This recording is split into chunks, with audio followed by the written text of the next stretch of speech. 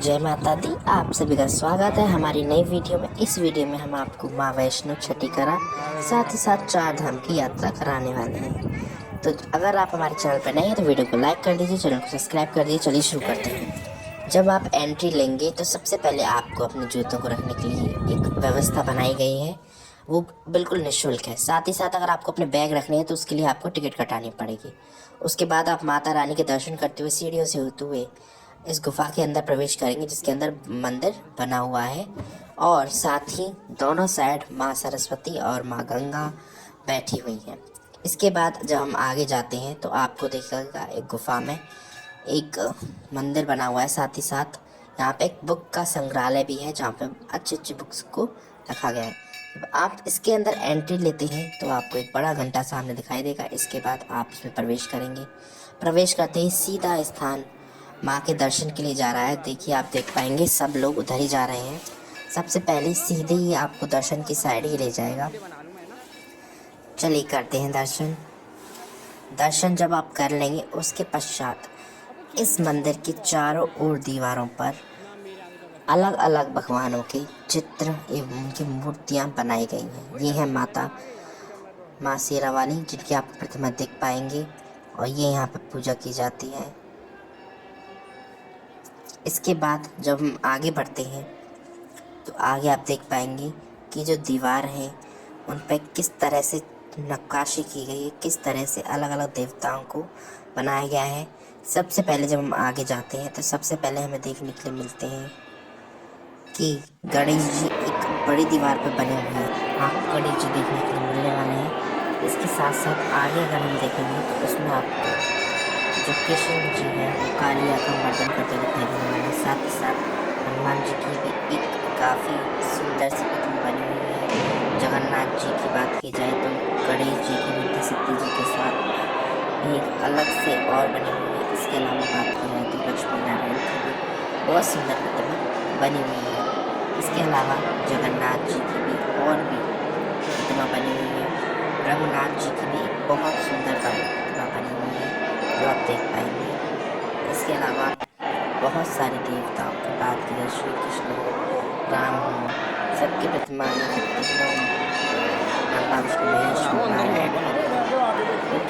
आपको देखने के लिए मिलने वाली है।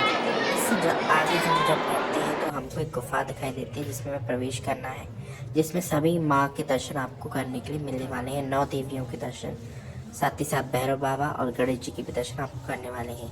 जब हम इस गुफा में प्रवेश करते हैं तो इस गुफा में आपको अंधेरा दिखाई देगा। इतना उजाला नहीं है, लाइट्स है लेकिन थोड़ी कम है। स्टार्टिंग में इसमें पहले पानी चलता रहता था, लेकिन अब इसमें पानी बंद कर दिया गया है, क्योंकि कुछ लोग फिसल जाते थे उसके कारण, और ये इसलिए इस पानी को बंद कर दिया गया है। जब हम इसमें आगे बढ़ते हैं तो आपको देखने के लिए मिलने वाला है कि सबसे पहले गणेश जी को स्थान दिया गया है और उनके साथ रिद्धि सिद्धि भी विराजमान है। चलिए आगे बढ़ते हैं। देखेंगे आप ज़्यादा मतलब कि उजाला नहीं है, ज़्यादा लाइट्स नहीं लगाई गई हैं, जिससे वही फील आए बिल्कुल।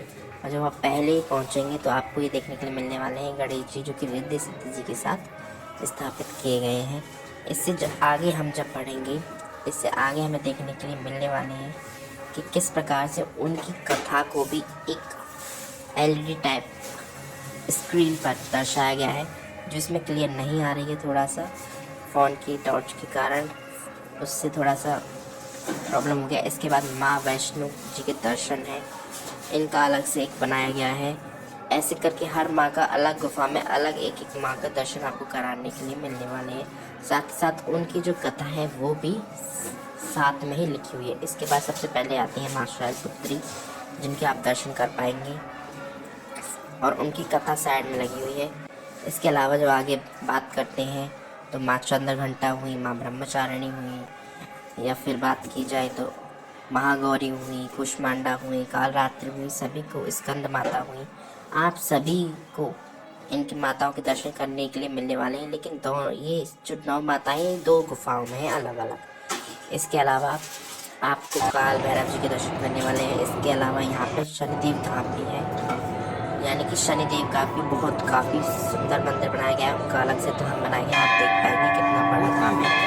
इसके अलावा जब हम बाहर निकलते हैं तो कृष्ण जी हमें फिर कालिया नाग को मर्दन करते हुए दिखाई देते हैं। क्योंकि यहाँ पे कृष्ण जी का धाम भी बनाया गया है। 4 धाम है उसमें, वैष्णो देवी धाम, कृष्ण धाम, शनि धाम और शिव धाम। तो ये आप दर्शन कर पाएंगे कृष्ण धाम की। कृष्ण और राधा जी का आप सामने देख पाएंगे कितनी सुंदर मूर्तियाँ बनाई गई हैं किसी भी प्रकार की। इसके अलावा अगले धाम में हम प्रवेश करते हैं तो हमको सुंदर शिवलिंग देखने को मिलती है। और जिस तरह से वैष्णो धाम में दीवारों पर चित्रकारी की गई थी उसी प्रकार से यहाँ पर भी दीवारों पर एक अलग अलग मूर्तियाँ बनाई गई। इसके अलावा मेन मंदिर में शिव जी विराजमान किए गए हैं और एक बहुत बड़ी शिवलिंग इसमें स्थापित की गई है जो आप देख पाएंगे। इसके अलावा शिवलिंग के अलावा बात की जाए तो शिव जी की बहुत सारी प्रतिमाएं भी यहाँ पे स्थापित हैं। आप देख पाएंगे नंदी जी और नंदी जी के ठीक सामने शिव जी की बहुत बड़ी प्रतिमा क्या कहते हैं शिव धाम के ऊपर स्थापित की गई है। और शिव धाम में आप देखिए ये व्यू है।